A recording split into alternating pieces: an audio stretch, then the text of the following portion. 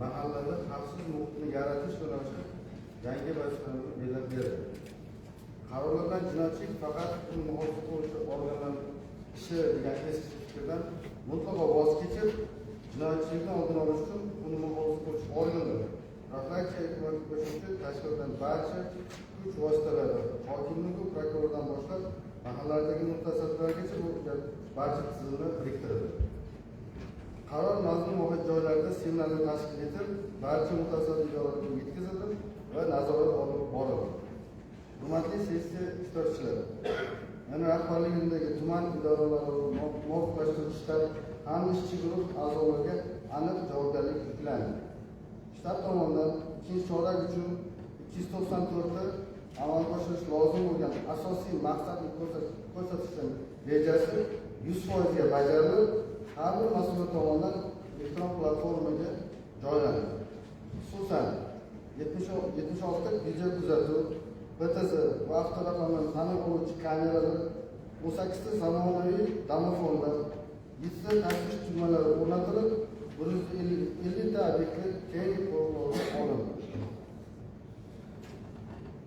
Mahallalarda 15 ta namunaviy xavfsiz ko'cha va 10 ta namunaviy xavfsiz uy tashkil etildi. Shu bilan birga kriminalga vaziyat og'ir bo'lgan mahallalarda aholining ijtimoiy maishiy muammolarini hal etish borasida mahalliy hokimliklarning mas'uliyatlari oshirildi.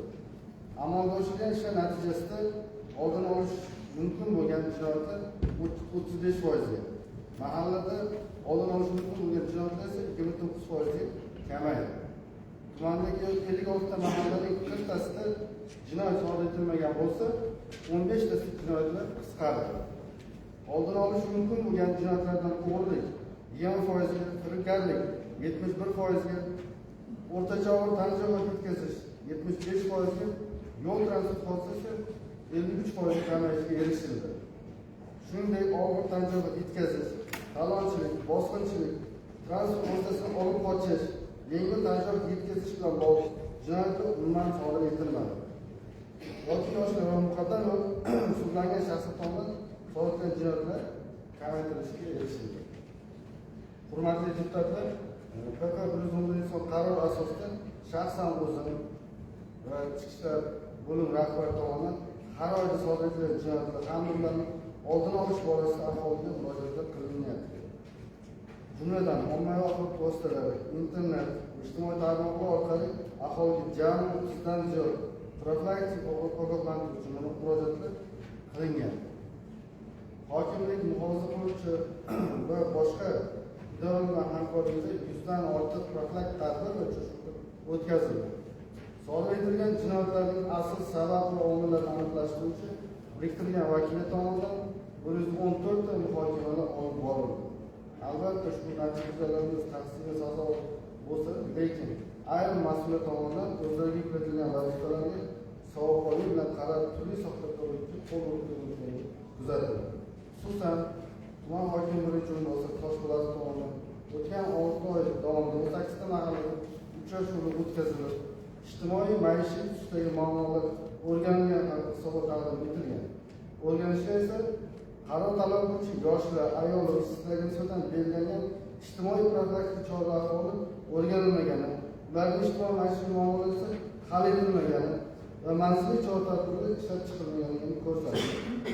Boz ustiga, o'tgan 6 oy davomida tumanda 10 ta ijtimoiy maishiy tusdagi jinoyatlar sodir etilgan bo'lsa-da, ularning birortasida ishtirok etmagan va muammolar hal etilmagan. Achinarli tarafi, Toshpo'latov jinoyat sodir etilmagan yashil toifadagi mahallada yig'ilish o'tkazishimizga odat tusiga kiritib olgan.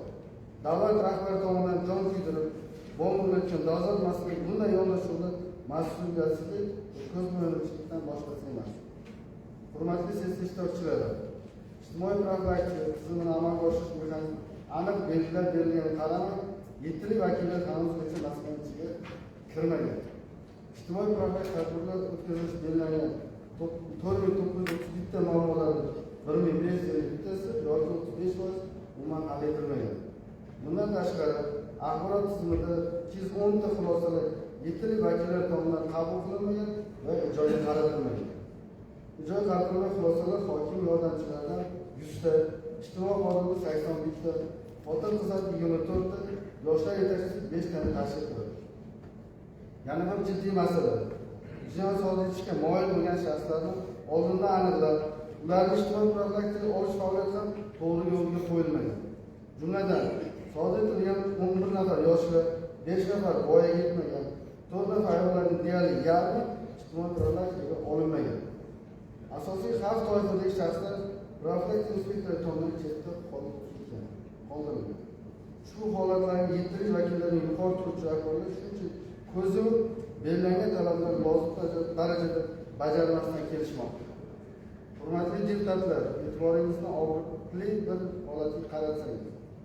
Voyaga yetmaganlar o'rtasida erta homiladorlik va tug'ruq holatlari ko'payib borishi, bu borada ham jiddiy bo'shliqlar borligi yaqqol namoyon qildi.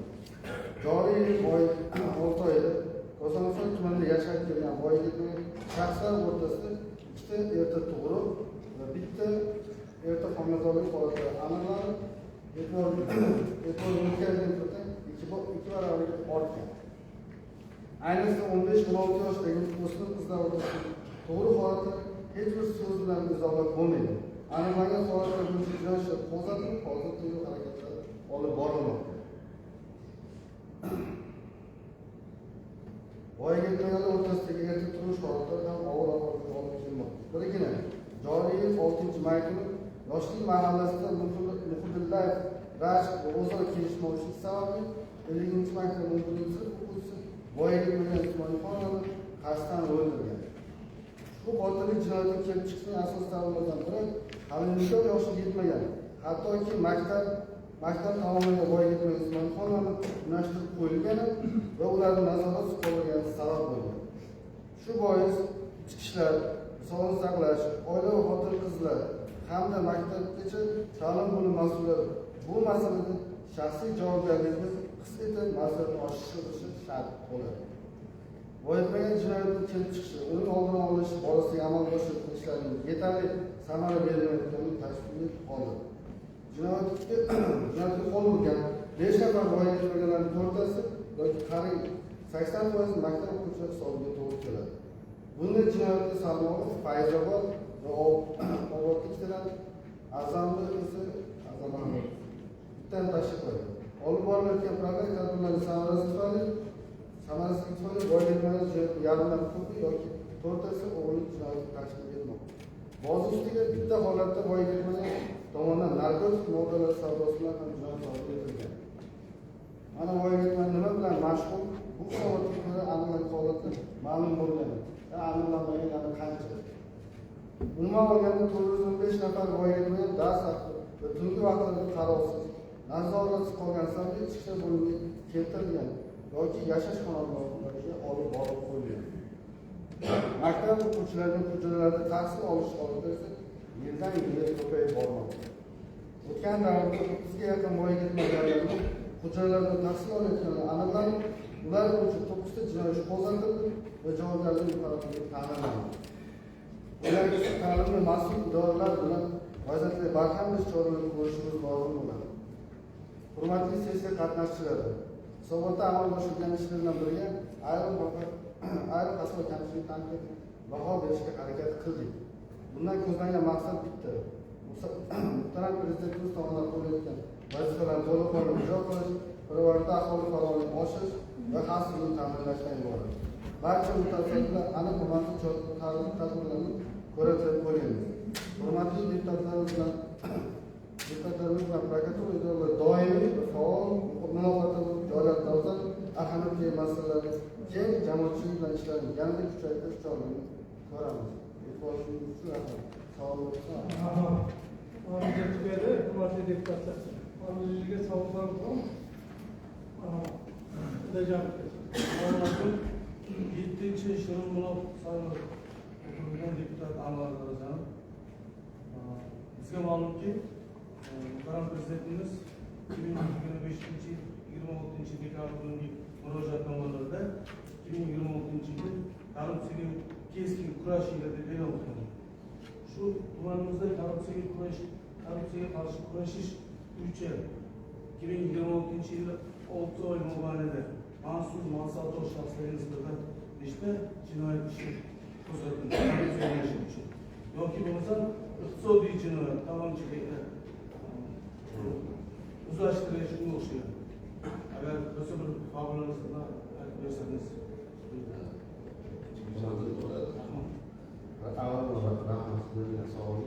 Hozirda aniq tabulasi yo'q. Bizga ma'lumotimizga shu ma'lumotga ko'ra ikkita holatda korrupsiya holatida ish qo'zg'atilgan, ko'chalarni holatda ish qo'zg'atilgan. Lekin hozirgi holatda mana aniq tabulasi ma'lum emas. Kelajakda sizga qo'shimcha ma'lumot taqdim qilamiz. Yana bo'lmi? 12 lavozim saylov deputati savol emas, iltimosim bor. Hurmatli prokurorimizdan Hurmat Oqurich xabaringiz bor. Tumanda bitta axborot kutubxona markazimiz bor. 230 mingdan ortiq kitob bor. Bir necha marta endi u kasb-hunar pedagogika kollejini qoshida boshlagan 2020-yilda ochganmiz. Endi hozir bir necha marta bularning o'rtasida munosabat buzilgan, borib architekt qo'yganmiz, yana kredit qo'yganmiz. Hozir mana bu ijaraga bergan, xususiy maktab buni ijaraga olgan. Hozir 10-kuni ularni sudga berdi, mana o'rtada ham o'zlarini chaqirdi. 10-kuni sudga chaqirdi, binoni bo'shatib chiqib ketdilar. Endi men nimani iltimos qilmoqchiman? Asli binoni auksionga qo'yayotganda u ijaraga beradi, sotadimi? Asli uni auksionga chiqarishdan oldin bo'sh turgan binoni chiqarish kerak. Lekin pedagogika kolleji biz axborot kutubxona markazini tashkil qilganimizda bu hali xususiy maktab ega bormagan, xabari ham yo'q. Men demoqchimanki, buni balki korrupsion omillari bor. Endi to'g'risini aytishga ham o'zi kitobxonlik haqida mana qancha siyosat bo'lyapti. Aslida bitta narsani tahlil qilishimiz kerak. 13 ta rayonda, atigi 5 ta tumanda shunaqa kutubxonalar bor. Har safar respublikadan ish chiqib kelsa, albatta biz Kosonsoy kutubxona markazini maqtab ketadi. Bunaqasi yo'q viloyatda ham. Endi shuning uchun buni mana bizlar korrupsiyaga qarshi kurash bo'yicha doimiy komissiyamiz bilan biz ham Dushanbadan borib o'rganamiz. Sizlar ham iltimos bo'ladi, borib o'rganib, mana misol uchun qanchasini u ijaraga olgan va qanchasiga pul to'layapti.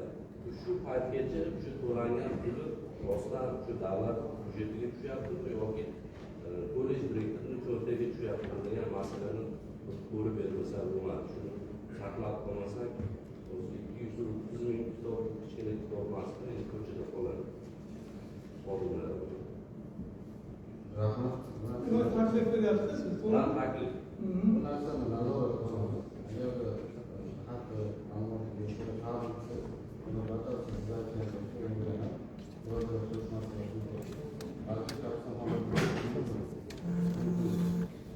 Rahmat.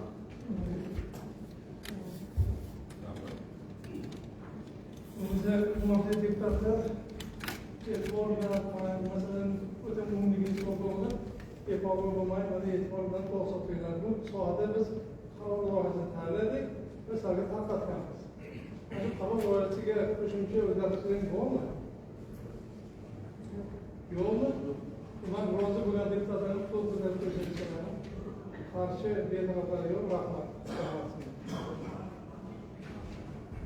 Hurmatli deputatlar, sessiya ishini davom ettiramiz.